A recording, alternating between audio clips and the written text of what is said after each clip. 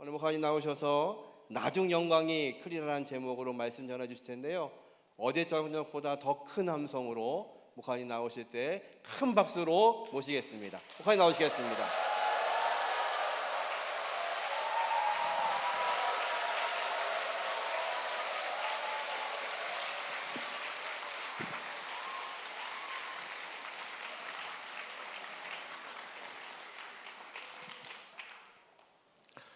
제가 오늘에서야 알았습니다.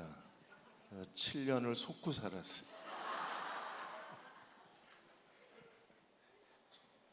대흥교회가 이렇게 밝고 눈부시고 아름답고 젊음이 넘치는 교회라는 거 오늘 저녁에 제가 목격을 했어요.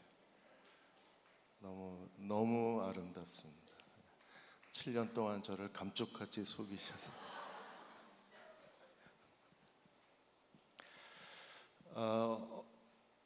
오늘 하루 충남에 500mm가 넘는 비가 쏟아졌다고 하는데, 그래도 이곳엔 하나님의 은혜가 충만해서 오늘 250mm 정도가 더 온다 그러는데, 하늘에 내리는 소낙비가 대흥교회 모든 성도들에게는 은혜의 소낙비가 되고 하나님의 축복의 소낙비가 되시기를 주의 이름으로 축원합니다.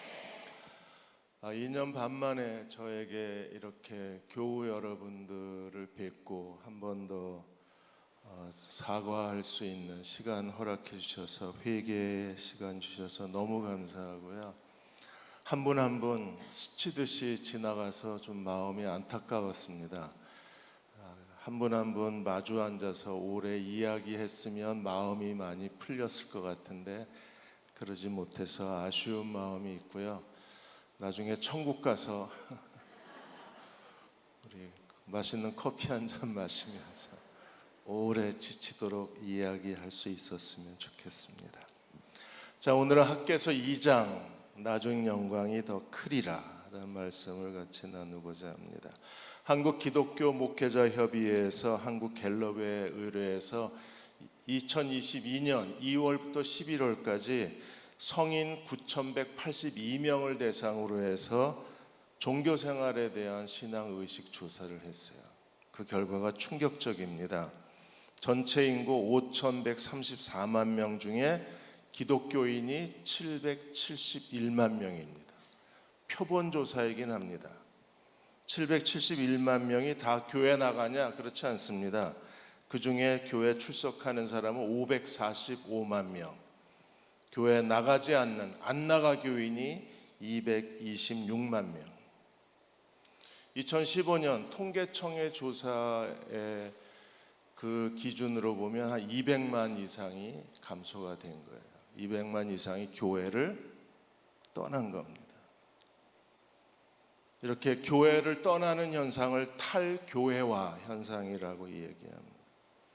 교회를 떠나는 것은 굉장히 두려운 일입니다. 왜냐하면 교회라는 건물을 떠나는 게 아니라 교회는 예수 그리스도의 몸이며 지금도 전 세계에서 지어져 가는 살아계신 하나님의 보이지 않는 성전이기 때문입니다. 그리고 교회를 떠나는 것은 학개서 1장에서 학개 선지자가 말한 것처럼 하나님의 성전을 황폐하게 만들면 하나님이 내 인생을 폐허로 만드신다는 거예요.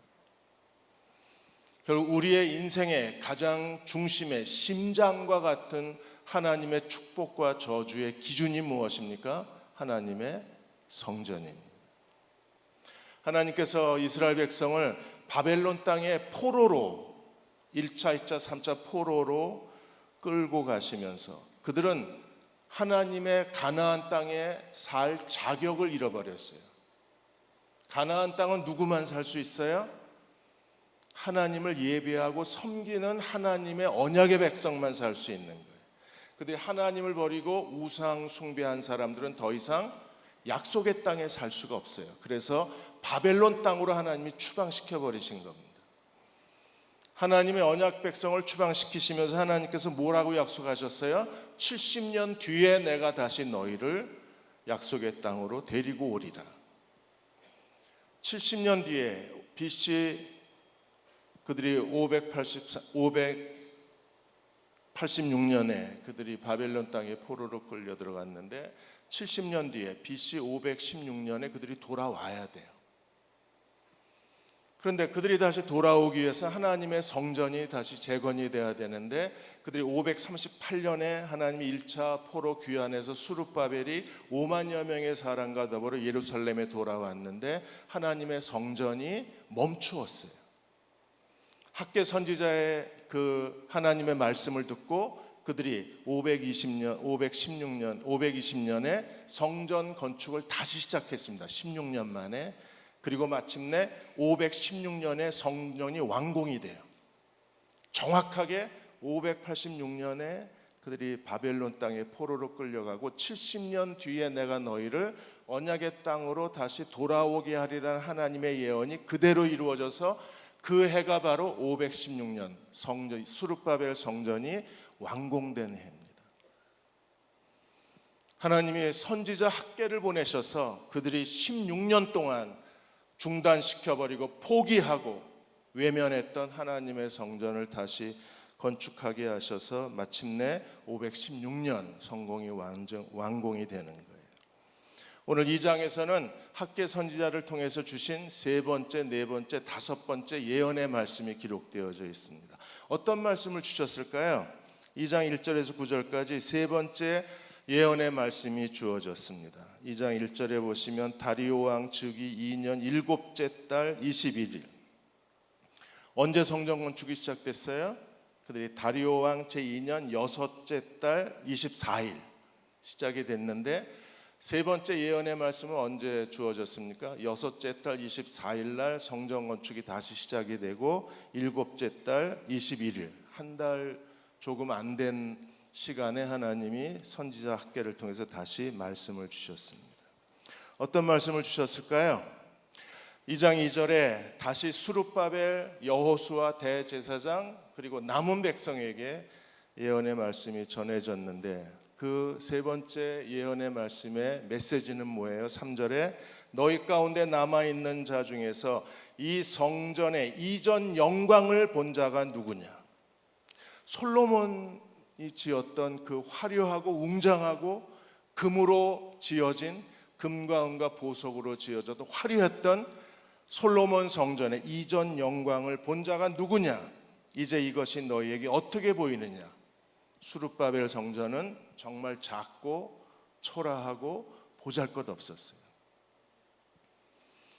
그래서 하나님께서 그들에게 이렇게 말씀하십니다. 이제 이것이 너희에게 어떻게 보이느냐? 이것이 너희 눈에 보잘것없지 아니하냐.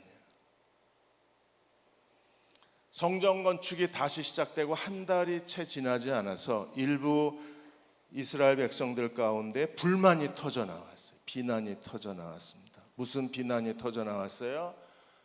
이 형편없는 솔로몬 성전의 영광에 비교해서 이렇게 작고 초라하고 하찮은 성전을 우리가 지어서 뭐 하느냐, 이런 불만이 터져 나왔어요. 이스라엘 백성은 이렇게 불만이 많을까요? 그들은 하나님을 섬기는 내내 불평의 민족이었어요. 우리는 왜 불평이 많을까요?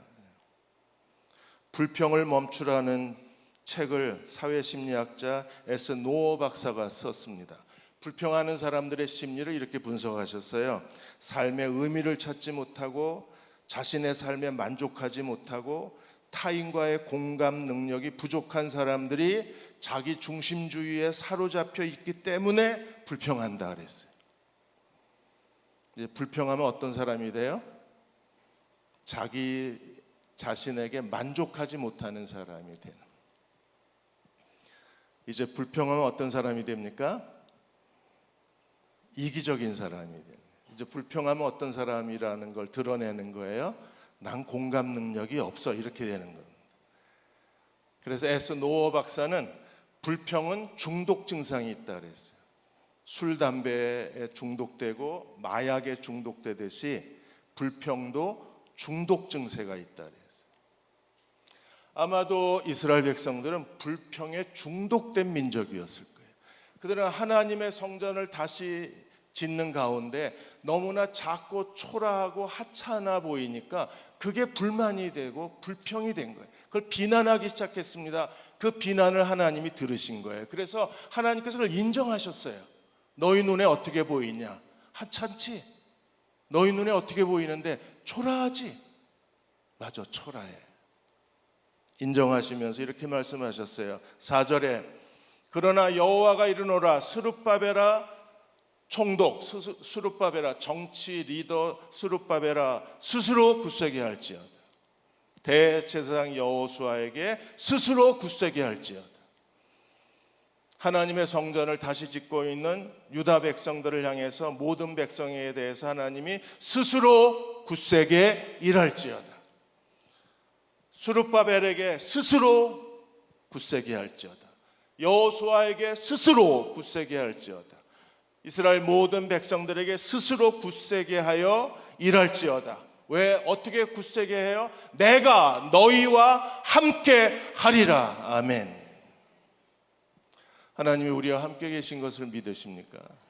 그러므로 스스로 굳세게 하십시오. 지금 내가 하는 일이 내가 보기에도 초라하고 하찮은가요?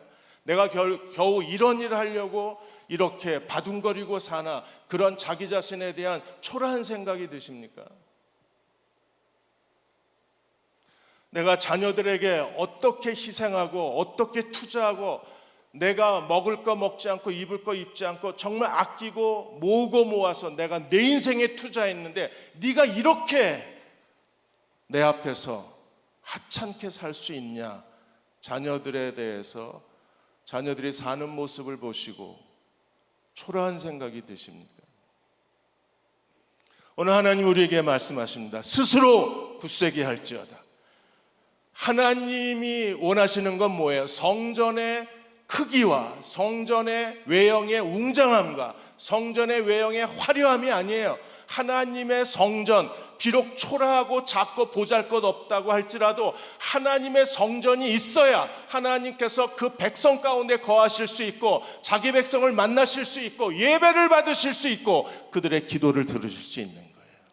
중요한 건 성전 건물의 크기가 아니라 성전 건물의 외형이 아니라 이스라엘 백성이 하나님의 성전에 대한 그들의 사랑, 사모함, 하나님께 대한 갈급함, 하나님에 대한 목마름이 중요한 거지, 가난한 마음이 중요한 거지 성전의 외형의 크기가 중요한 건 아니었어요.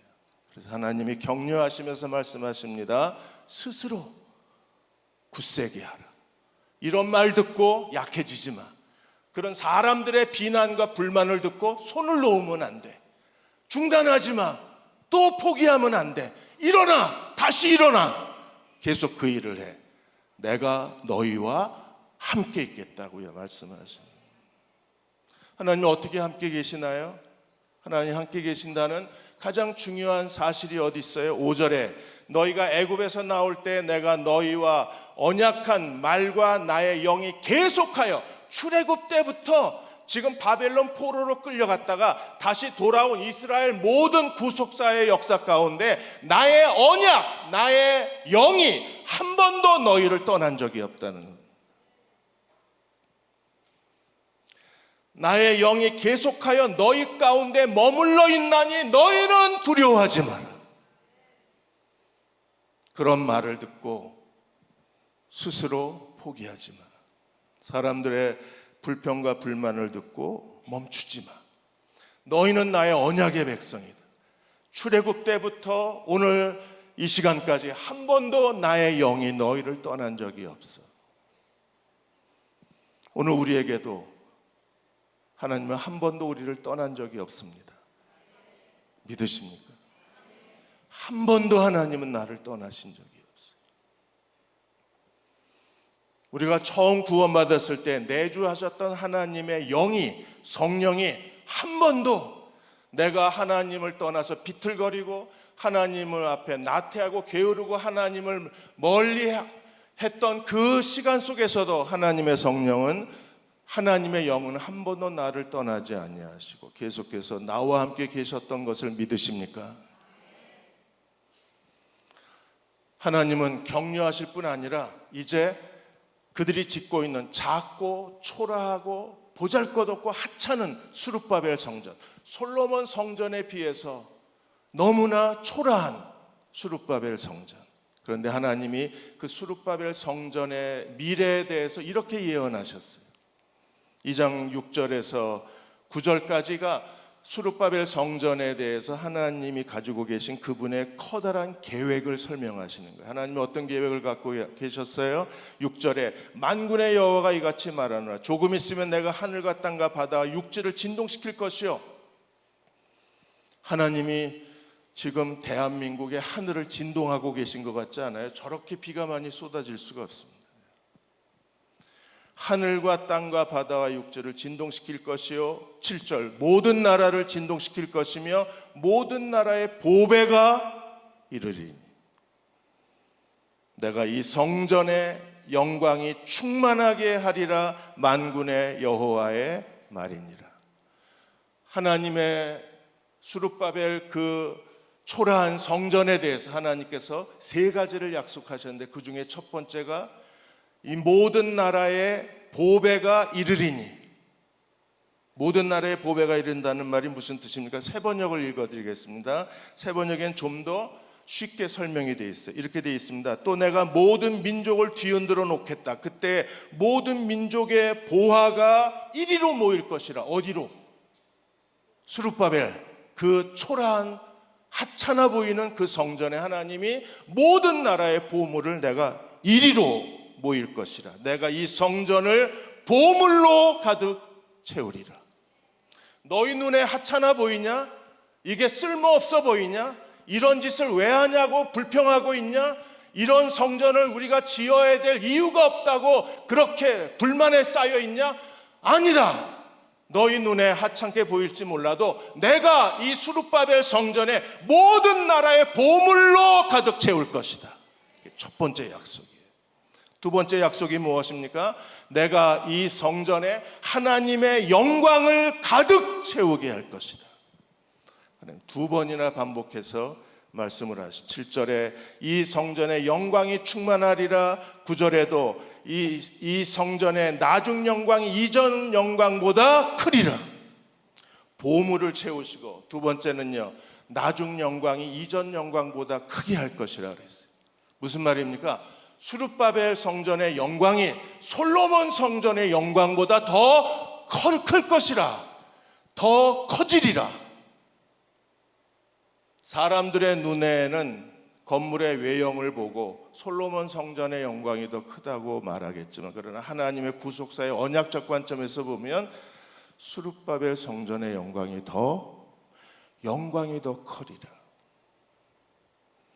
그리고 세 번째 약속이 뭐예요? 8절에 은도 내 것이요 금도 내 것이라. 만군의 여호와의 말이니라. 그리고 9절에 이 성전의 나중 영광이 이전 영광보다 크리라. 만군의 여호와의 말이니라. 내가 이곳에 평강을 주리라. 만군의 여호와의 말이라. 7절에 만군의 여호와의 말이라. 8절에 만군의 여호와의 말이라. 9절에 만군의 여호와의 말이라. 두 번이나 말씀하셨어요. 왜 각 구절마다 만군의 여호와의 말이라고 강조하셨을까요? 반드시 이루시겠다는 겁니다. 수룹바벨 성전에 너희가 보기에 초라해? 아니야. 이 성전의 미래를 봐라. 내가 이 성전을 이 세상 모든 나라의 보물로 채울 것이다. 이 성전의 영광이 솔로몬의 영광보다 더 크게 할 것이다. 그리고 이 성전에 하나님의 평화가, 하나님의 평강이 가득 차게 될 것이다. 그리고 하나님이 선언하셨어요. 은과 금도 다 내 것이다. 하나님이 주시고자 하셨으면 벌써 주셨을 거예요. 솔로몬의 영광보다 더 화려하고 더 웅장하고 더 크게 지을 수 있도록 금과 은과 보석을 하나님이 하실 수 있다면 더 주셨을 거예요. 다윗과 솔로몬 때보다. 하나님이 주시지 않은 게 아니라 수룹바벨의 영광은 다른 데 있었기 때문에 그렇습니다. 사랑하는 여러분,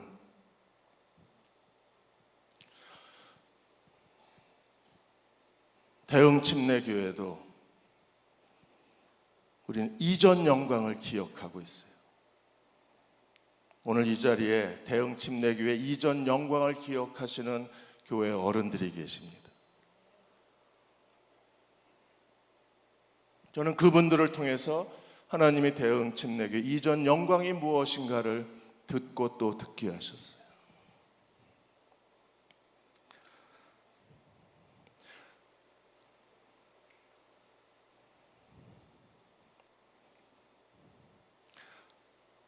저는 한국에 한 7년 정도 떠나 있었기 때문에 대응 침례교에 어떤 일이 있었는지를 정말 잘 몰랐습니다. 모르고 청빙을 받아왔었어요.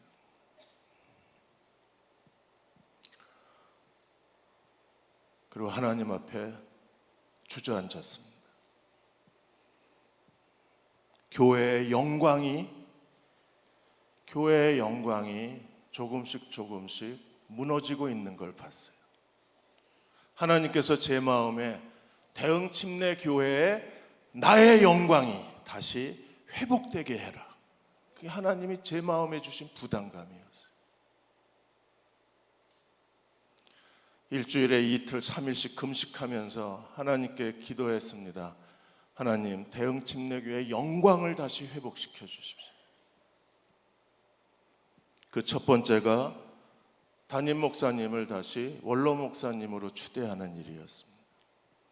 검찰에서 이미 무혐의가 됐고, 그리고 교회는 48년 동안 대응 침례교회에서 영적 아버지처럼 자신의 모든 걸 바쳐서 목회하신 목사님의 자리를 다시 회복시켜야 했었어요. 그게 제가 해야 될 일이라고 하나님 분명하게 말씀을 하셨습니다. 네가 해야 될 일이다. 행정목사의 재판이 끝나기를 기다렸다가 이제 교우 사랑하는 성도님들께 의견을 묻고, 그리고 다시 그분의 자리를 회복시켜 드렸습니다. 목사님을 위한 게 아니었어요. 대응 침례교회의 영광을 회복시키는 거였었어요.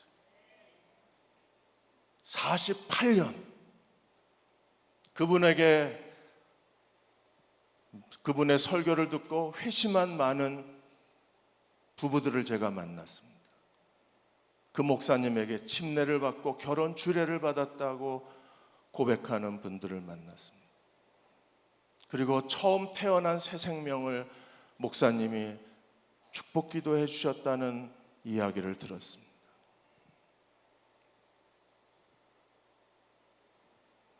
사울이 하나님께 버림받았지만 하나님께서 그가 전쟁터에서 죽을 때까지 그를 하나님이 세우고 계셨어요. 다윗이 우리아의 아내 밧세바의 그 정말 추악한 죄를 저질렀음에도 불구하고 하나님께서는 그를 통하여 메시아의 언약을 이루어 주신 하나님이셨어요. 거기에 하나님의 영광이 있는 겁니다. 저 때문에 교회에 분열이 시작이 됐습니다. 저는 매일 눈물로 하나님 앞에 서 있었어요. 그리고 하나님께서는 한 번 더 저에게 강하게 말씀하셨습니다. 아니, 하나님은 아주 엄하게 말씀하셨어요. 네가 떠나라. 교회가 더 이상 흔들리지 않게 해라. 그게 네가 해야 될 일이라고 말씀을 하셨습니다. 저는 대응 침례교회 하나님의 영광이 그대로 머물 수만 있다면 어떤 희생과 어떤 대가를 치를 수 있었기 때문에 하나님께서 말씀하실 때 순종할 수 있었어요. 제 마음엔 침례교단의 장자교회로 사람들에게 인정받는 교회에 하나님의 영광이 손상되어서는 안 된다고 생각했기 때문입니다. 이제 오늘 저는 확신을 가졌어요. 하나님 오늘 학개서 말씀대로 대응 침례교회의 나중 영광이 이전 영광보다 더 크게 해주실 하나님이심을 믿습니다. 우리가 그 일을 위하여 스스로 굳세게 합시다. 하나님 우리와 함께 계심을 믿읍시다. 그리고 두려워하지 맙시다. 하나님께서 우리에게 더 큰 영광을 허락해 주실 하나님이십니다. 우리에게 모든 보물과 영광과 하나님의 평화로 채워주실 거예요. 그날을 우리에게 보게 해 주실 것입니다. 최근에 먼지 날리는 교회 학교라는 신문 기사가 떴습니다. 교회 학교가 먼지를 날리고 있습니다. 90% 이상이 다 줄어들었어요. 서울의 한 교회는 교회 학교 교육으로 인해서 대한민국 모든 교회에 부러움을 샀던 교회가 있습니다. 이 교회는 자체적으로 교회 학교 교재를 만들고 자체적으로 교회 그 교사 양성 훈련 프로그램, 교육 프로그램까지 만들어서 운영했던 교회였어요. 주일학교 중고등부가 1000명씩 모였던 교회였었습니다. 그런데 각 부서마다 지금은 100명이 모이질 않습니다. 1990년대 1000명이 모였던 고등부 같은 경우에도 지금 100여 명, 거의 90% 이상이 줄었어요. 이전의 주일학교 영광은 사라져버렸습니다. 우리도 한때 정말 많은 아이들이 교회 안에 가득 차 있지 않았어요. 아이들의 웃음소리가 우리들의 마음을 행복하게 해 주었습니다. 수도권에 거주하는 30대, 40대가 교회를 떠나자 아이들도 교회를 떠나게 되는 거예요. 그래서 이제 다시 이전의 교회 학교의 영광을 회복하기 위해서 해야 될 한 가지 중요한 일이 바로 부모를 교육해서 부모가 자녀를 주님의 제자로 훈련하는 일을 교회가 이 일을 책임져야 된다는 거예요. 대흥 침례교회는 오래전부터 두빛나래를 통해서 부모 교육을 시작을 했습니다. 이 두빛나래를 통해서 우리는 교회 학교의 더 큰 나중 영광을 보게 될 것을 확신합니다. 부모들이 자녀들을 하나님 말씀으로 가르쳐야 되는 거예요. 이 일을 이루기 위해서 우리가 먼저 하나님 앞에 하나님께서 우리를 사용하실 수 있도록 우리 자신이 철저하게 우리의 죄를 고백하고 하나님 앞에 정결한 그릇이 되어야 합니다. 오늘 밤 우리의 모든 죄를 고백하고 하나님 앞에 우리가 정결해질 때 우리의 모든 죄 씻음을 통해서 성령으로 새롭게 될 때 하나님은 우리를 통해서 새로운 일을 반드시 이루어내실 수 있을 것입니다. 평양대 부흥이야기 박용규 교수님이 이 책을 통해서 1907년에 평양대 부흥이 일어났던 결정적 이유가 우리가 잘 아는 것처럼 길선주 장로님이 부흥회가 시작됐는데 계속 은혜가 없는 거예요. 은혜가 내리질 않는 겁니다. 모이면 모일수록 사람들이 점점 답답해졌어요. 기도도 안 나옵니다. 찬양도 안 나와요. 아마 1907년에 평양에 모였던 분들이 오늘 저녁 대흥 침례교회 찬양 소리를 들었으면 정말 부러워했을 겁니다. 와! 윤여찬 목사님이 찬양을 참 잘 인도하시는 것 같아요. 여성스럽게 찬양한다. 기분 나쁘시겠죠? 여전히 찬양한다. 그런데 그 평양에 모였던 사경회에는 정말 모든 게 다 가라앉아 있었어요. 그러자 길선주 장로가 일어나서 나는 아간과 같은 사람입니다. 나 때문에 하나님이 이 사경 부흥회에 축복을 주실 수 없습니다. 내가 하나님의 일을 방해했습니다. 그리고 친구가 죽어가면서 자기 아내와 재산 정리를 부탁을 했는데 친구의 재산을 정리하면서 그 당시에 미화 100불 상당의 재정을 길선주 장로가 훔친 거예요. 친구의 재산을 훔쳤어요. 공개적으로 고백을 합니다. 내가 아간입니다. 나 때문에 하나님이 하늘을 닫으셨습니다. 나 때문에 여러분이 은혜 받지 못하고 있습니다. 내가 하나님의 일을 방해하고 있습니다라고 눈물로 고백하자 하늘이 열렸어요. 은혜가 쏟아지기 시작했습니다. 그날 밤 그 다음 날에 이르기까지 많은 사람들이 일어나서 내가 죄인입니다. 내가 죄인입니다. 회개가 이어져 가기 시작했어요. 우리가 마음을 다해서 이 밤에 주님께로 돌아갔을 때 하나님은 학개서의 약속대로 대흥 침례교회 이전 영광보다 오늘부터 시작된 나중 영광이 더 크게 해 주실 것을 믿습니다. 그렇게 만들어냅시다. 이 선지자의 예언이 이루어지는 교회가 되고 싶습니다.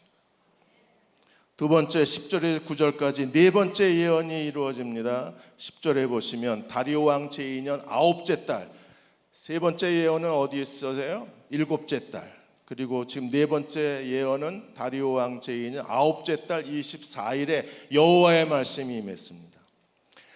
9째 달 24일 주전 520년 12월 18일 날 하나님께서 선지자를 통해서 예언을 하셨어요. 율법에 대해서 질문을 하셨습니다. 거룩이 전염성이 있냐? 여러분, 거룩이 전염성이 있어요? 없습니다. 부모가 거룩하면 자식이 거룩해지나요? 아닙니다. 그럼 목사 자식이 제일 거룩하게 해요? 거룩은 전염성이 없어요. 그러나 부정한 것은 전염성이 있습니다. 이걸 선지자가 제사장들에게 질문하는 거예요. 율법에 대해서 질문하는 겁니다. 그래서 이렇게 질문합니다. 11절에 너는 제사장에게 율법에 대하여 물어라. 그래서 첫 번째 질문이 거룩이 전염성이 있냐는 질문이에요. 12절에 사람이 옷자락에 거룩한 고기, 제물의 고기, 거룩한 고기를 옷자락으로 쌌으니까 옷이 거룩해지겠죠. 거룩한 제물을 쌌으니까. 그리고 그 옷자락이 만일 떡에나 국에나 포도주에나 기름이나 다른 음식에 닿았으면 그것이 성물이 되겠느냐? 거룩이 전염성이 있느냐 질문하니까 제사장들이 뭐라 그랬습니다? 아니다, no 그랬습니다. 거룩은 전염성이 없어요. 근데 부정한 것은 전염성이 있어요. 그래서 13절에 시체를 만져서 부정하여진 자가 만일 그것들 가운데 하나를 만지면 떡이나 국이나 포도주나 기름이나 다른 음식에 시체를 만진 손으로 그 음식을 만지면 어떻게 되겠느냐? 부정해지겠느냐고 질문하자 제사장들이 대답하여 이르되 예스 그랬어요. 거룩은 전염성이 없고 부정한 것은 전염성이 강해요. 더러운 것을 만진 손으로 만지면 다 더러워지는 거예요. 그래서 저희가 코로나 팬데믹 3년 동안에 정말 열심히 한 것 중에 하나가 뭐예요? 손 씻기. 왜요? 만지면 더러워지는 겁니다. 마스크하고 마스크보다 더 중요한 게 손 씻기였잖아요. 그것도 맨날 알코올로 빡빡빡 씻고 비누로 뻑뻑뻑 씻어 댔잖아요. 살려고. 왜 그래요? 부정한 것은 정말 전염성이 강합니다. 왜 이 이야기를 하세요? 너희가 왜 저주를 받았는가를 생각해라. 부정이 전염됐기 때문이라는. 아니 1장에서는 성전이 황폐해졌기 때문에 내가 너희를 기근들게 했다. 너희의 삶을 말라 비틀어지게 했다. 너희의 삶을 불행하게 만들었다 그러지 않으셨어요? 그런데 지금에 와서는 부정이 전염됐기 때문이라는 겁니다. 무슨 얘기예요? 부정이 전염됐기 때문에 너희가 하나님 앞에서 고통과 고난을 당했다는 거예요. 그래서 과거에 그들이 왜 고통을 당했나? 이제 성전 건축이 시작이 됐습니다. 성전 건축이 시작된 지 2달이 지났습니다. 이제부터는 너희가 어떻게 될 것인가를 하나님께서 부정과 거룩의 전염성을 가지고 설명하는 거예요. 자, 14절에 이 학개가 대답하여 이르되 여호와의 말씀에 내 앞에서 이 백성이 그러하고 부정이 전염됐다는 거예요. 내 앞에서 이 백성이 더러워지고 이 나라가 더러워지고 그들이 손으로 하는 모든 일이 더러워지고 거기서 하나님께 드리는 모든 재물이 더러워지고 나라가 더러워지고 그리고 손으로 하는 모든 일이 더러워지고 이 백성이 더러워지고 그들이 하나님 앞에 드려지는 모든 재물이 더러워졌다는 거예요. 그래서 그들이 저주를 받았다는 겁니다. 그래서 15절 이제 원하건대 너희는 오늘부터 이전 곧 여호와의 전에 돌이 돌 위에 놓이지 아니하였던 때 과거에 그들이 하나님의 성전을 무려 16년 동안 버려두었던 과거에 오늘부터 이전에 너희가 여호와의 전을 건축하지 않았던 때를 기억하라. 그때 어떤 일이 있었어요? 16절을 개정 성경이 좀 어려워서 제가 공동 번역을 16절 17절을 친절하게 읽어드리려고 합니다. 공동 번역을 읽으면 좀 잘 이해할 수 있어요. 오늘부터 이전에 그들이 어떤 일을 했어요?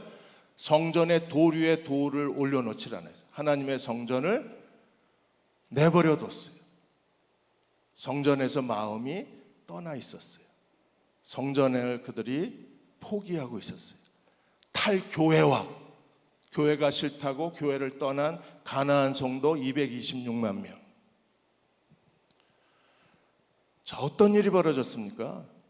부정이 전염이 되는 거예요. 부정이 전염이 돼서 어떤 일이 벌어졌어요? 16절, 이제까지는 곡식 20단이 나던 곳에서 10단밖에 나지 않았고 하나님이 반토막했어요. 그리고 포도주 50동이가 나던 술틀에서 20동이, 이건 반토막보다 더 줄어든 겁니다. 그리고 17절, 나는 너희가 괘씸하여 너희 손으로 가꾼 것은 다 말라 쭉정이와 깐부기가 되게 하였고. 왜 손으로 가꾼 게 다 쭉정이와 깐부기가 돼요? 백성이 더러워지고 나라가 더러워지고 손으로 하는 모든 일이 더러워지고 그 손으로 드린 예배, 그 손으로 드린 제물이 다 더러워졌으니까. 그래서 하나님이 어떻게 하셨어요? 쭉정이와 깐부기가 되게 하셨고 남아있는 거 우박으로 하나님이 다 때려 부셨대요. 그런데도 너희가 내게로 마음을 돌리지 않았다. 나 여호와의 말이다. 이 일이 왜 일어났어요? 오늘부터 이전에 그들이 돌 위에 돌 하나도 쌓지 않았을 때, 하나님의 성전을 건축하지 않았을 때 하나님께서 이런 일이 일어났다는 거예요. 그런데도 깨달음이 없었다는 겁니다. 자, 여기서 주목.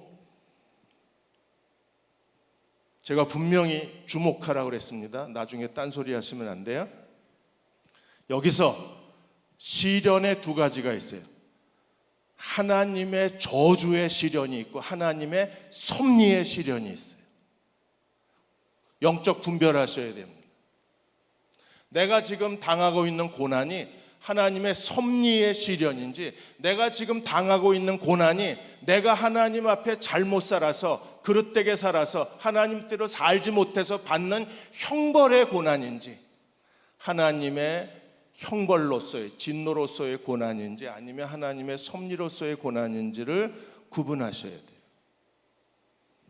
제가 정말 존경했던 목사님이 계십니다. 팀 켈러 목사님. 이 시대에 최고의 복음의 변증가이시고 최고의 설교자이시고 최고의 교회학자이셨어요. 근데 팀 켈러 목사님이 갑상선 암으로 시작해서 암이 전이가 돼서 췌장암으로 하나님의 부르심을 받았습니다. 몇 달 전에. 팀 켈러 목사님이 이렇게 얘기하죠. 나는 암 이전으로 돌아가고 싶지 않다. 그러면 팀 켈러 목사님이 갑상선암, 췌장암을 아프신 게 하나님의 형벌인가요? 하나님의 형벌입니까? 김동호 목사님이 지금 암 치료하시면서 그분이 계속 암이 전이되고 있어요. 그래서 날마다 기막힌 새벽, 날기새 동영상을 찍고 계시고, 날기새야말로 자기의 목회에서 최고의 목회라고 고백하셨습니다. 형벌인가요? 암 치료받으시는 게 아닙니다. 섭리의 고난이에요. 지금 이스라엘 백성이 겪고 있는 것은 하나님의 형벌의 고난입니다. 반토막이 다 반토막이에요. 채소를 심어도 반토막, 포도주도 반토막. 그들이 부정한 손으로 심은 모든 것을 다 하나님 말라비틀어 죽게 하고 쭉정이가 되게 하고, 그들이 부정한 손으로 하는 모든 일은 하나님이 우박으로 다 찢어버리시고 부셔버리시고.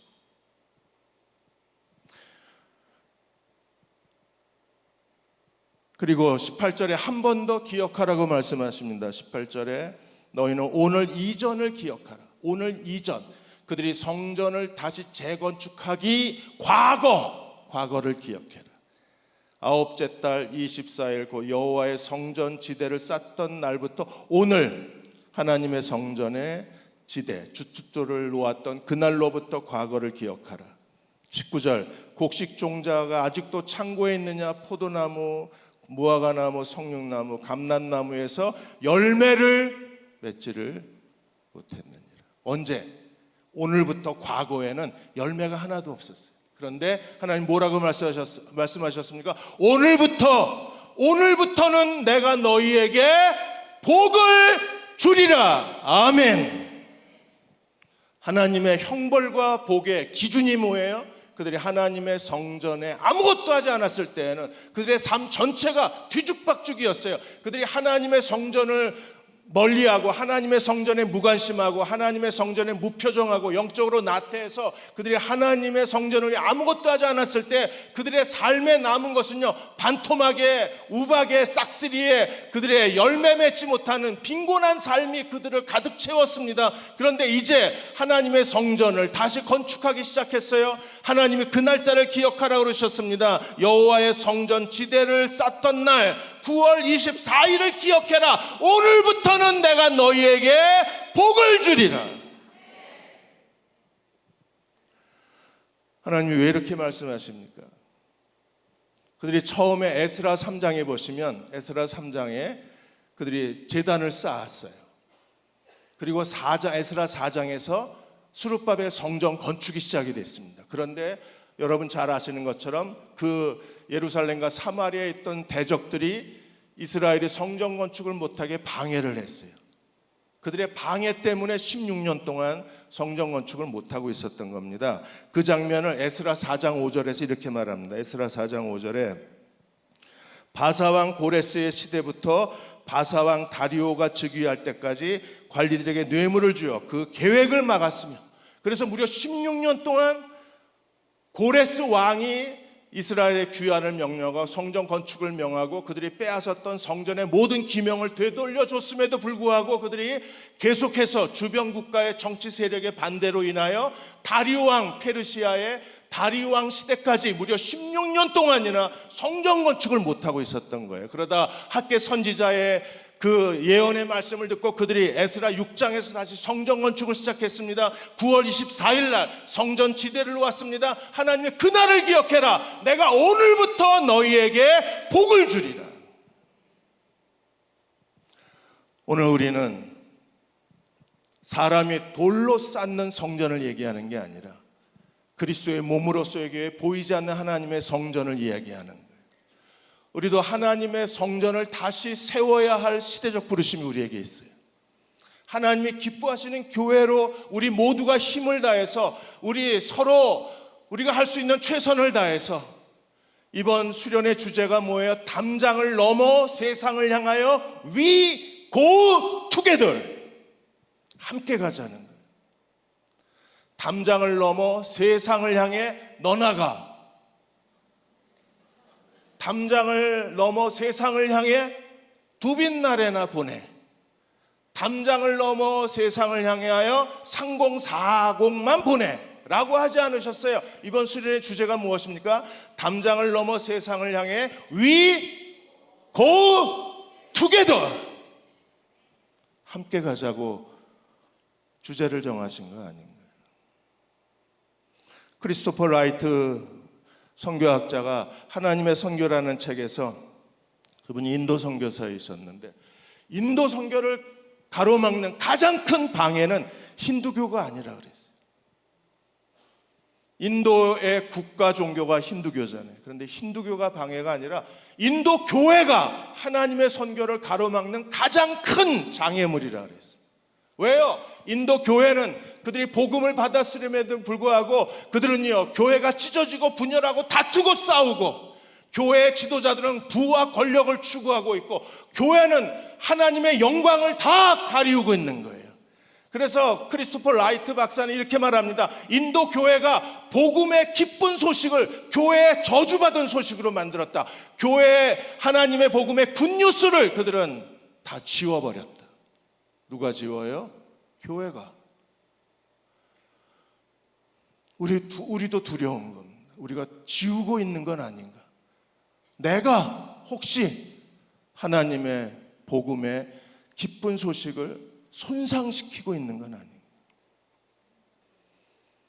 복음의 교리를 받아들여서 구원받았다고 외치는 사람들이 복음의 윤리를 잃어버린 거예요. 그는 더 이상 하나님 앞에 거룩하지 않은 거예요. 우리가 다시 한번 이번 수련회를 통해서 대흥 침례교회 모든 성도들이 우리가 하나님 앞에 결단하고 헌신해야 될 가장 중요한 하나님의 부르심이 무엇입니까? 내가 거룩하니 너희도 말과 행실에 거룩한 자가 되라. 교회 안에 하나님의 영광이 가득 차야 합니다. 우리 모두가 다 교회 안에 하나님이 부어주신 하나님 나라의 보물들이 되어야 합니다. 그리고 우리가 진정한 하나님의 평화를 세상에 보여줄 수 있는 그리스도의 공동체가 되어야 합니다.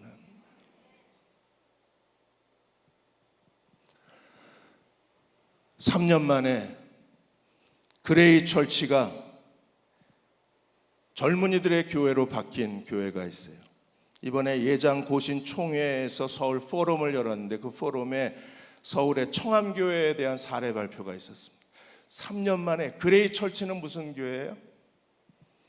네, 위에서 보면 전부 이거 바꿔야 돼. 요새 염색이 차도 잘 돼서 그레이 철치를 알아볼 수도 없어요. 나이 많으신 분들의 교회가 3년 만에 완전히 30, 40 세대의 교회로 탈바꿈했어요. 3년 만에. 어떻게 이런 일이 가능했는가를 그 서울 청암교회에 담임 목사가 나와서 보고하고 간증을 하는 겁니다. 3년 동안에 다음 세대, 30 세대를 위해서 교회가 완전히 변신을 한 거예요. 모든 재정, 모든 프로그램, 교회 모든 시설을 전부 젊은이들에게 내준 거예요. 제가 어제 오늘 듣기로는 대흥 침례교회도 지금 전부 시설 개선을 해서 젊은 세대가 정말 마음 놓고 그들의 감각, 그들의 분위기, 그들의 편안함을 느낄 수 있는 시설로 완전히 탈바꿈하고 있다고 들었습니다. 잘하신 거예요. 기꺼이 우리가 자리를 내줘야 합니다. 3년 만에 청암교회는 그레이 철치가 청년들 교회로 바뀐 거예요. 우리도 이제 2024년부터 대흥 침례교회는 이제 젊은이 교회로 바뀌어질 것을 확신합니다. 아멘이십니까? 그러면 노인들은 뭐 해야 돼요? 이번에 주상락 미국 비키 대학원 교수가 세대별 전도 전략 세미나에서 노년의 가치와 노년의 그 복음에 대해서 주제 강의를 하셨습니다. 여러분 이제 큰일 났습니다. 한국이 2025년이 되면 초고령화 사회가 돼요. 유엔이 65세 이상이 인구의 20%면 초고령 사회라고 그랬어요. 20% 이상. 그런데 한국은 2025년이면 인구의 20%가 5명 중 1명이 65세 이상입니다. 그리고 놀랍게도 2050년이 되면 인구 10명 중 4명, 40%가 65세 이상입니다. 저를 포함해서 저도 65세 이상. 그래서 주상락 교수는 노인이 노인을 전도해야 된다. 그래서 시니어 사역에 대해서 교회가 전념해. 이제 10명 중 4명이 65세 이상이면 교회가 목표를 가지고 중점적으로 해야 될 사역 중에 하나가 시니어 사역. 우리는 30, 40 젊은 세대의 교회를 만든다고 노인들을 한쪽으로 밀어놓는 게 아니라 그건 정말 실수하는 거예요. 한쪽에서는 젊은 사람들이 와서 하나님의 예배할 수 있도록 모든 시설과 교회 프로그램과 교회의 모든 구조와 조직을 다 바꾸어 놓고 또 한쪽에서는 65세 이상의 노인 세대가 시니어 세대가 초고령 사회로 진입하는 25년도부터는 우리가 노인 사역에 모든 교회에 에너지를 쏟아야 돼요. 양쪽이 자전거 2바퀴처럼 같이 굴러가야 되는 거예요. 위안 찰스한 교회 연구학자 박사님은 노인의 특징이 2가지라고 했습니다. 노인은 서로 타인과의 관계에서 즐거움을 찾고 싶어 한다. 그래서 노인은 모여야 돼요. 드디어 대흥 침례교회도 은빛 날개가 시작이 됐습니다. 열심히 모이세요. 나이 드신 분들은 모여야 자기 존재 가치가 확인이 돼요. 그게 첫 번째 노인의 특징이고, 두 번째는 뭔가 공헌하고 싶어 해요. 뭔가 다른 사람을 섬기고 싶어 합니다. 그래서 시니어 액티비티가 많아야 된다 그랬어요. 그래서 한 교회는, 서울의 한 교회는, 그 아연 성결 교회는 노인들이 지역사회의 필요를 찾아서 노인들이 그 지역사회를 섬기게 하고, 교회는 모든 재정을 다 지원해요. 시설과 재정을 지원해요.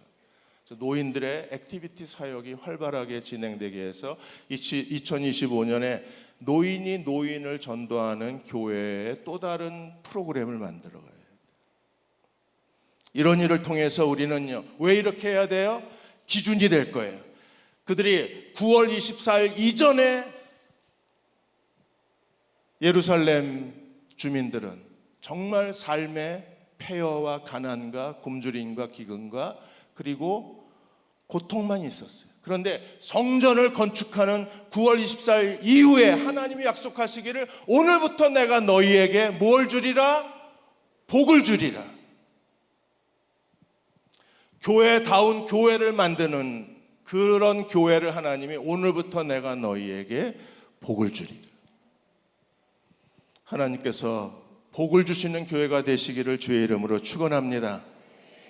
교회다운 교회, 젊은이들이 찾아올 수 있는 교회, 노인들이 몰려들 수 있는 교회, 그날부터 하나님은 우리에게 복을 주시기 시작하실 겁니다. 네, 기쁨이 다 없어지셨네요. 얼굴 표정에 나보러 그거 하라고? 어떻게 하라고? 마지막 다섯 번째 예언은 똑같은 날짜에 12월 18일 날 하나님이 주신 예언입니다. 수룹바벨에 대한이에요. 수룹바벨에 대해서 예언하시면서 수룹바벨 성전에 대해서 얘기했는데, 이제는 수룹바벨 성전을 건축하고 있는 리더십의 중심에 있는 총독 수룹바벨에 대해서 예언하시면서 하나님께서 20절에 그달 24일 날 여호와의 말씀이 다시 학계에 임했습니다. 그리고 수룹바벨에게 이렇게 말씀하시 23절에 만군의 여호와가 말하노라 스알데엘의 아들 내 종 수룹바벨아 여호와가 말하노라 그날에 내가 너를 세우고 너를 인장으로 삼으리니 이는 내가 너를 택하였음이니라 만군의 여호와의 말이니라. 하나님께서 수룹바벨을 인장으로 택하셨답니다. 무슨 뜻이에요? 세번역 성경을 읽어드릴게요. 그러면 훨씬 더 이해가 쉬울 겁니다. 같이 읽으셔도 됩니다. 23절 같이 읽습니다. 나 만군의 주의 말이다. 스알디엘의 아들 나의 종 수룹바벨아 그날이 오면 내가 너를 높이 세우겠다. 나 주의 말이다.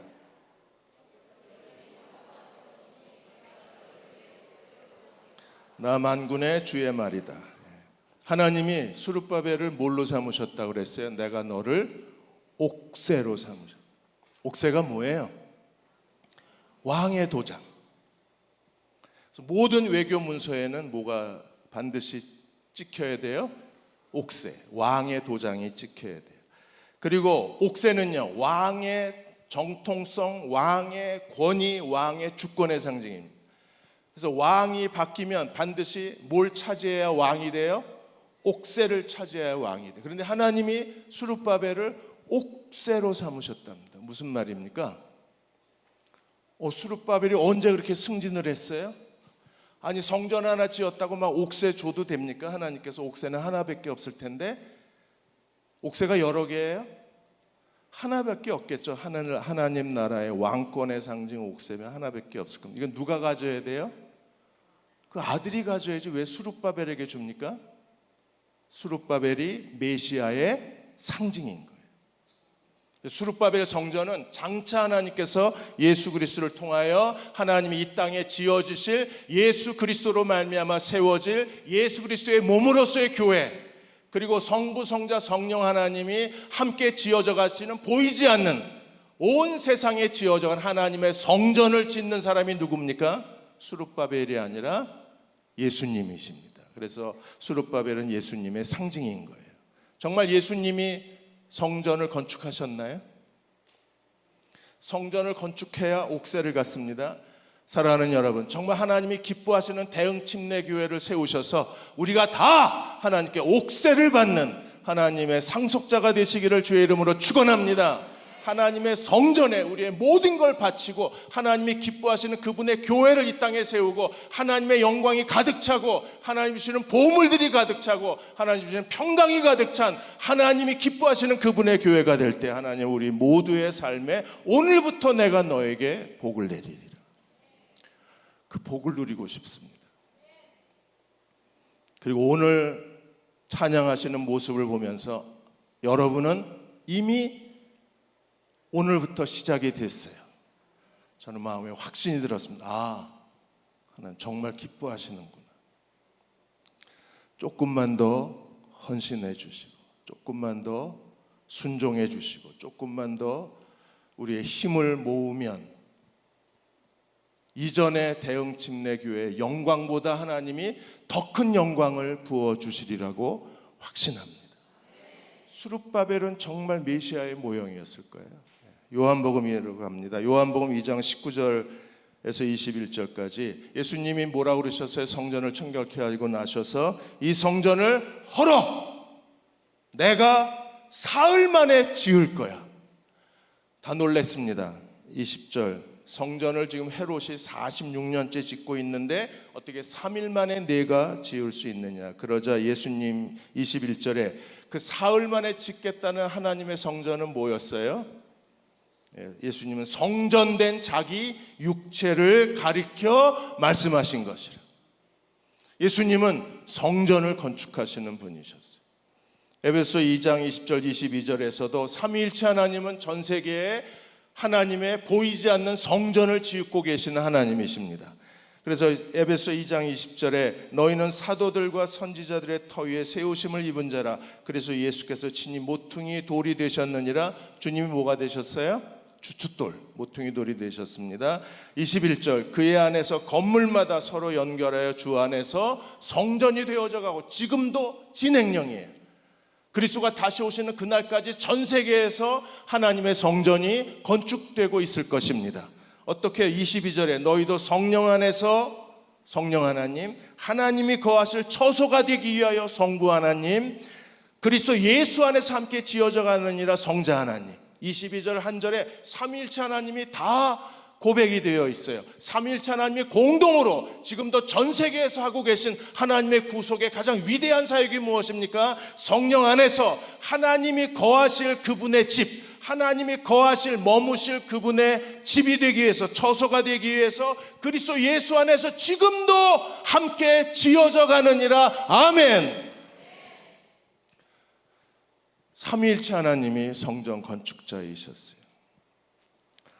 우리가 천국에 가면 천국에 성전이 있을까요? 이제 다 거의 끝났습니다. 내일 주일이라 좀 일찍 끝내드리려고 했는데 늦어졌어요. 저는 이제 또 언제 올지 모르잖아요. 자, 천국에 가면 성전이 있을까요? 예, 성전이 없어요. 근데 새 예루살렘 성전이라고 말합니다. 누가 성전이에요? 예수님의 성전이죠. 그래서 계시록 21장 22절에 24절까지 내가 성전을 보지 못하였으니 이는 주 하나님 곧 전능하신 이와 어린 양이 뭐가 되세요? 성전이십니다. 그래서 성전이 없어요. 그리고 23절에 그 예루살렘 성은 새 하늘은 해와 달의 비침이 쓸데가 없으니 이는 하나님의 영광이 비치고 어린 양이 그 등불이 되시기 때문에 빛이 필요가 없어요.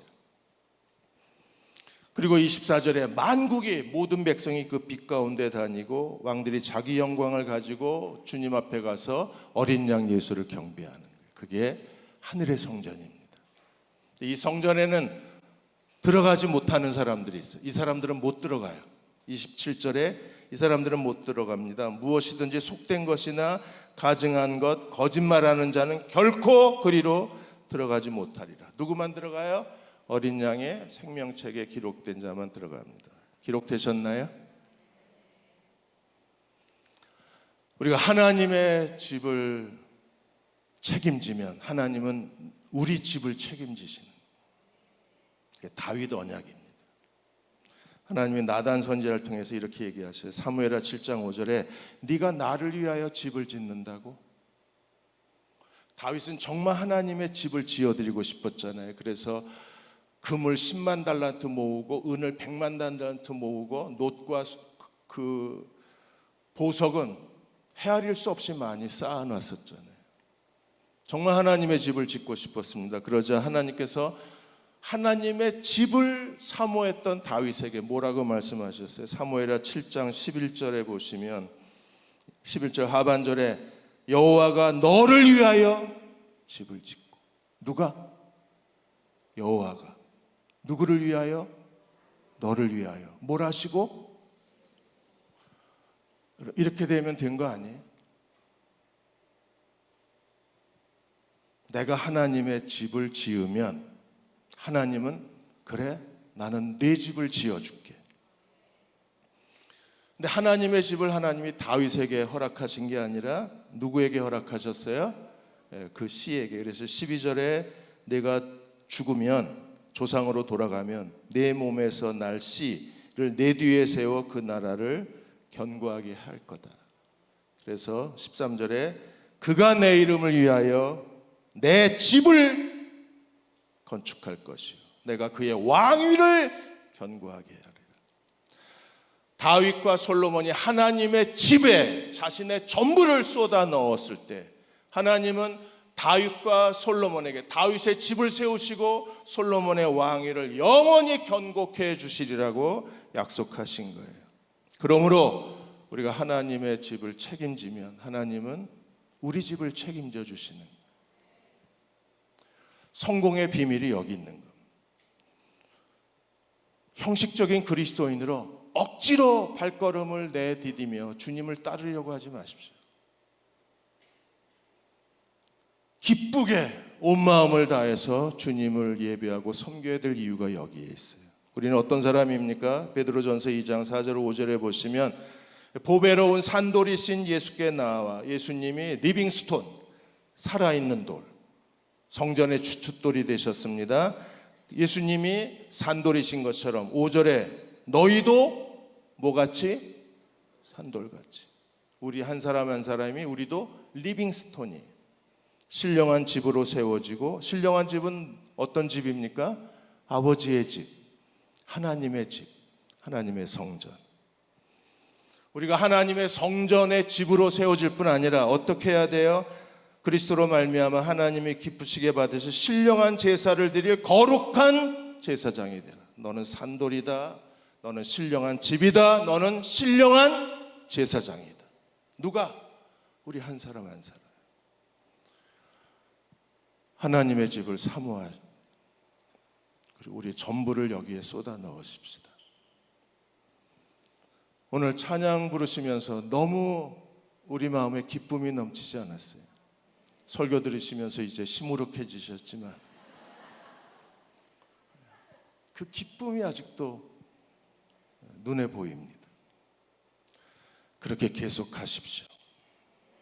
그 기쁨 충만한 길로 가시고 하나님의 영광이 충만한 교회로 세워주십시오. 조금 더 겸손해지고 자기 의견을 낮추고 남을 나보다 더 낮게 여기고 존경하기를 서로 먼저 하며 우리가 그리스도의 몸을 세운다면 하나님께서 약속하신 대로 저는 제가 살아있는 동안 보고 싶습니다. 대흥침례교회 이전 영광보다 너희의 낮은 영광이 더 크리라. 이 약속이 이루어지는 대흥침례교회가 되시기를 주의 이름으로 축원합니다. 이제 찬양팀 나와서 우리 같이 찬양하겠습니다.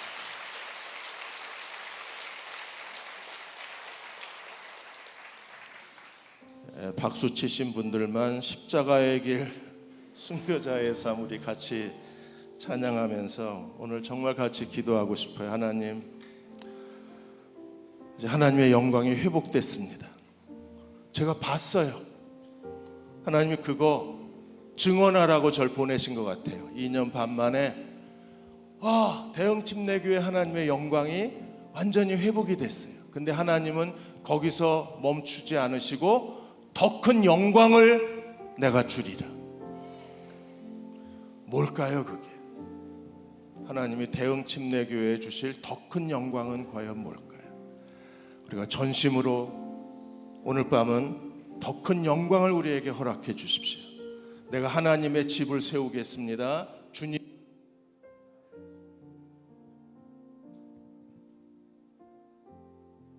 꺼진 거 가지고 부르면 어떡해. 여찬씨.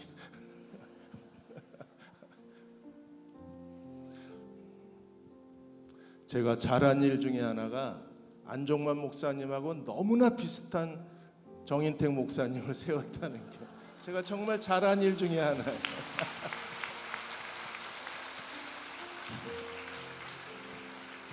분위기가 비슷하지 않아요? 뒷모습 보면 언뜻 보면 뒷모습이 닮았어요.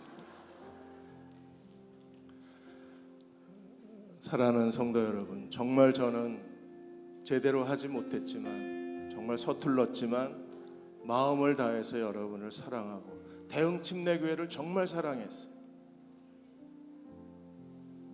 하나님의 영광을 회복하고 싶었어요. 그런데 오늘 그 영광이 회복된 모습을 제게 보여주셨어요. 여기서 약속을 주신 겁니다. 더 큰 영광을 내가 얻으리라. 우리 같이 찬양하고 같이 기도하면서 주여 우리에게 더 큰 영광을 허락해 주옵소서. 같이 기도하는 시간을 갖겠습니다.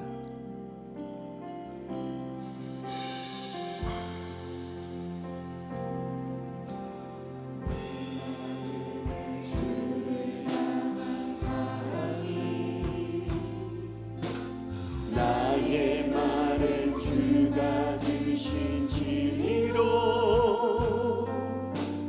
나의 눈에 주의 눈물 채워주소서.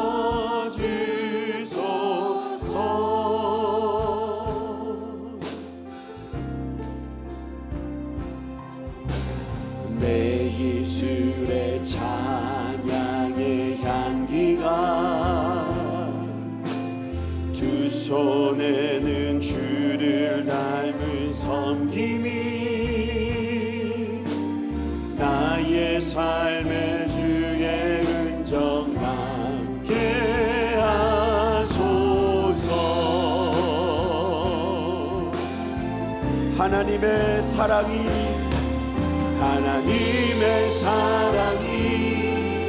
영원히 함께하리. 십자가의 길을 걷는 자에게 순교자의 삶을 사는 이에게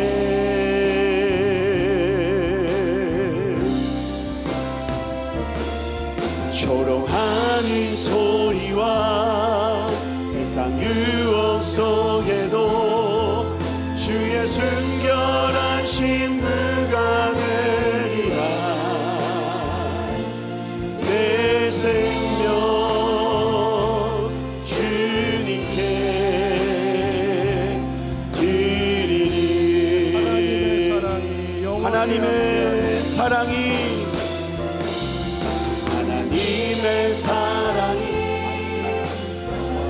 함께하리. 십자가의 길을 걷는 자에게 순교자의 삶을 사는 이에게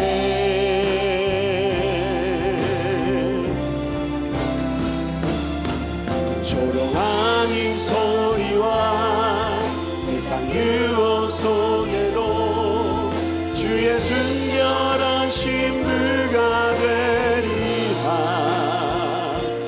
내 생명 주님께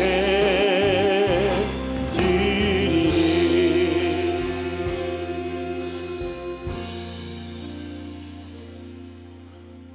오늘 사랑하는 성도님들께 하고 싶은 말이 있습니다.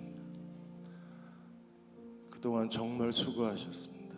그 힘들고 어려운 길을 말없이 묵묵히 주님을 사랑하는 마음으로 견뎌주시고 뒤로 물러나지 않고 여기까지 온 마음을 다해 믿음으로 걸어와 주셔서 너무 고맙습니다. 십자가의 길을 걸어오신 거예요. 순교자의 삶을 살아오셨습니다. 얼마든지 주저앉고 떠나고 외면해 버려도 될 수 있었을 텐데 끝까지 주님과 교회를 사랑해서 십자가의 길을 걸어오신 분들을 주의 이름으로 축복합니다. 정말 잘하셨어요. 계속 그 길을 걸어가 주시기를 소망합니다.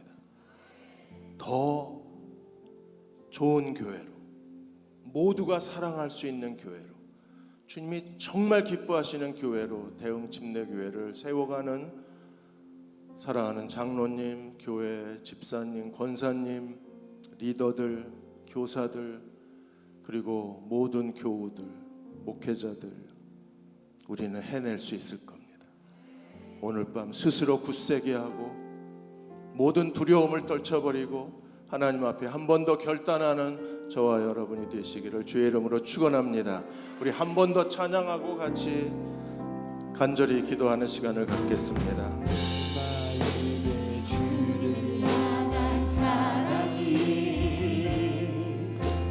나의 맘에 주가 주신 진리로 나의 눈에 주의 눈물, 주의 눈물 채워주소서. 내 입술에 찬양의 향기가, 내 입술에 찬양의 향기가, 두 손에는 주를 닮은 섬김이, 섬김이 나의 삶에 주의 흔적 남게 하소서. 주의 흔적 남게 하소서. 아멘. 아멘. 하나님의 사랑이 영원히 함께하리. 하나님의 사랑이 영원히 함께하리. 십자가의 길을 걷는 자에게, 순교자의 삶을 사는 이에게, 이에게 조롱하는 소리와 세상 유혹 속에도, 조롱하는 소리와 세상 유혹 속에 주의 순결한 신부가 되리라. 내 생명 주님께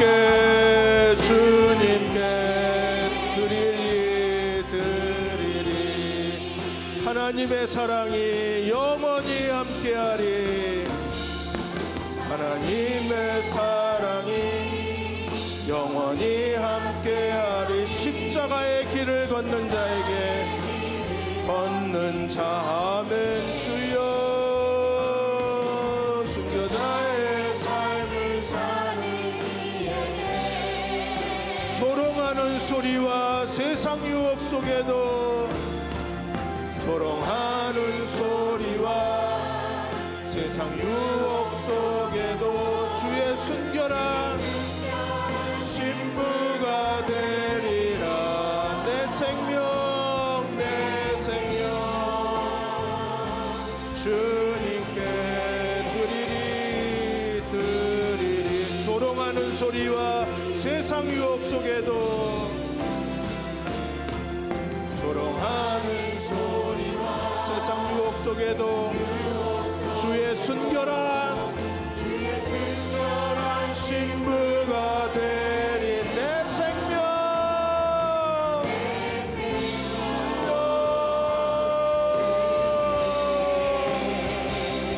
드리리. 이 시간 우리 같이 기도하겠습니다. 하나님, 대흥침례교회 영광을 회복해 주신 것을 감사합니다. 이제 더 큰 영광을 보게 하여 주옵소서. 우리 시대에 더 큰 영광이 우리 가운데 나타나게 하여 주옵소서.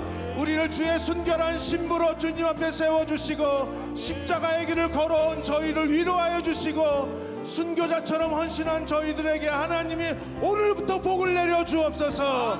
오늘부터 복을 받을지어다. 더 큰 영광을 보게 하여 주옵소서. 주의 이름을 부르고 함께 통성으로 기도하겠습니다. 주여.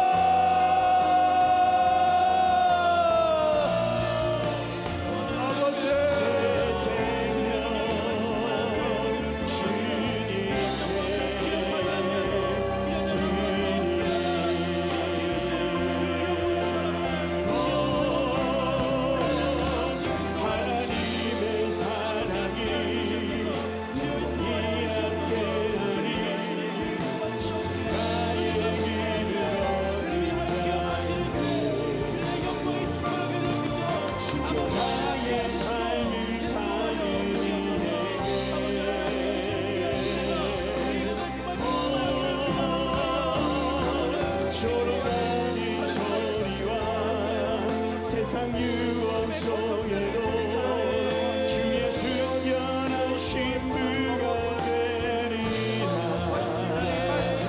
내 생명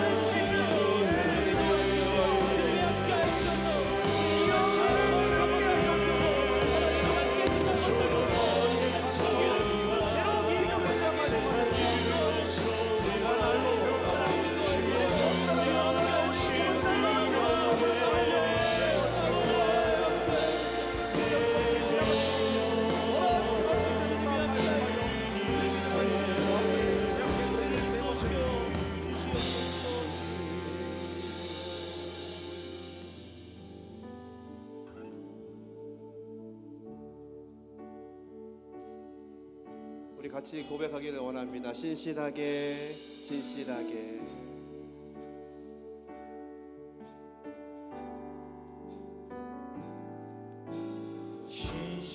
신실하게 진실하게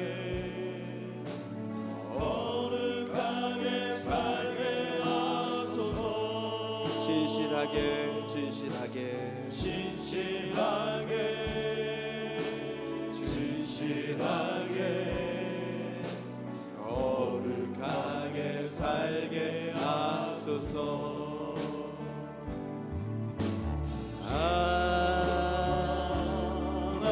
하나님 나의 마음 만져주소서. 하나님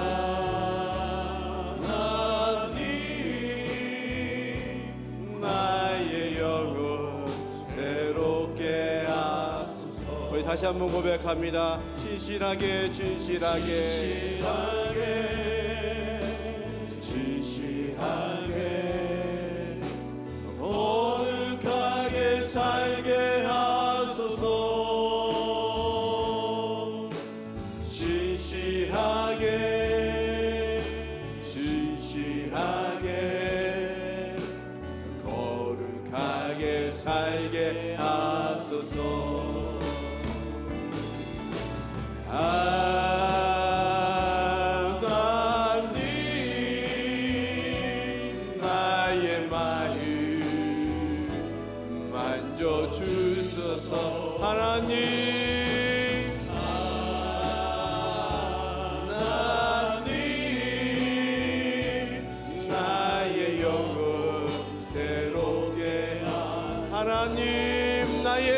만져주소서. 하나님 나의 마음 만져주소서.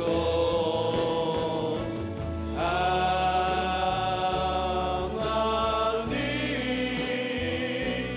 나의 영혼 새롭게 하소서. 마지막으로 하나님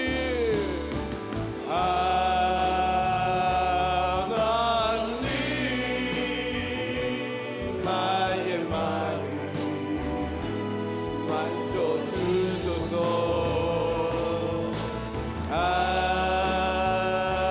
하나님 나의 영혼 새롭게 하소서. 한 번 더 기도하겠습니다. 하나님, 오늘부터 하나님이 새롭게 시작하시는 것을 믿습니다. 하나님께서 말씀하신 것처럼 이전의 영광보다 나중에 그 영광이 더 크리라고 말씀하신 그 은혜를 믿습니다. 하나님, 오늘이 기준이 되게 도와주셔서 나의 삶이 하나님의 온전한 성정이 되게 하여 주셔서 이 찬송처럼 나를 구별하게 하여 주시고 하나님 앞에 온전히 서게 하여 주심으로 어제의 일과 오늘의 일이 바뀌게 하여 주옵소서. 이전의 영광보다 이제 다시 보여주신 나중의 영광이 더 크게 될 것을 믿습니다. 하나님 함께하여 주옵소서. 대흥의 공동체와 함께하여 주옵소서. 우리의 인생에 함께하여 주옵소서. 우리의 가정에 함께하여 주옵소서. 하나님의 귀하신 복이 이제 시작되게 하여 주옵소서. 우리 주님의 이름 크게 한번 부르고 성성으로 기도합니다. 주여, 아버지 하나님 은혜를 더하여 주옵소서. 아버지 하나님 은혜를 더하여 주옵소서. 주여, 이전의 영광보다 나중의 영광이 더 크게 되리라. 아버지의 말씀하여 주옵소서. 아버지 은혜를 더하여 주옵소서. 오 주님, 아버지 정말 하여 주옵소서. 아버지 하나님에게 복을 더하여 주소서. 이제 내가 너에게 복을 더하리라. 아버지 하나님에게 더하여 주옵소서. 주의 귀하신 능력을 보게 하여 주옵소서. 주의 말씀하여 주옵소서. 귀하신 능력을 보게 하여 주옵소서. 주의 말씀하여 주옵소서. 주의 능력을 보게 하여 주옵소서. 주의 귀하신 능력을 볼 수 있도록 은혜를 더하여 주옵소서.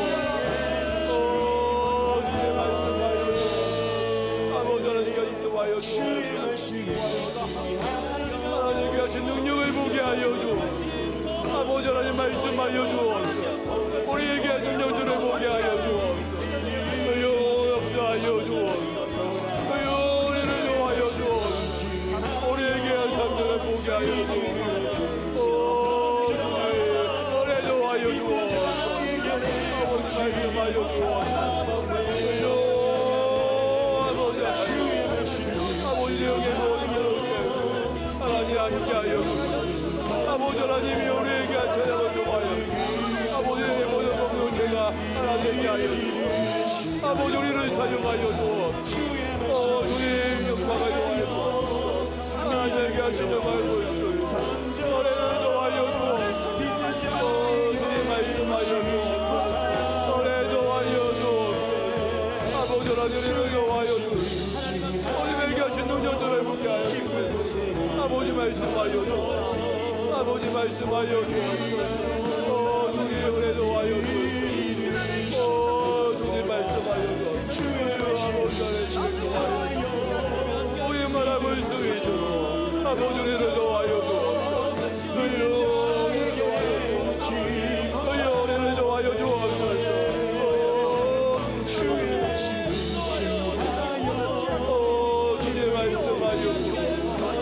아버지 하나님 가신 능력을 보게 하여 아버지 도와여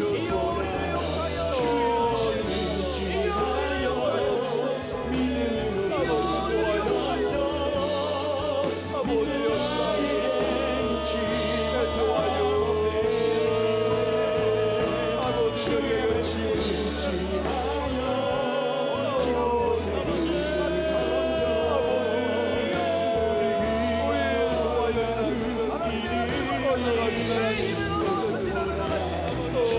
주의 도와요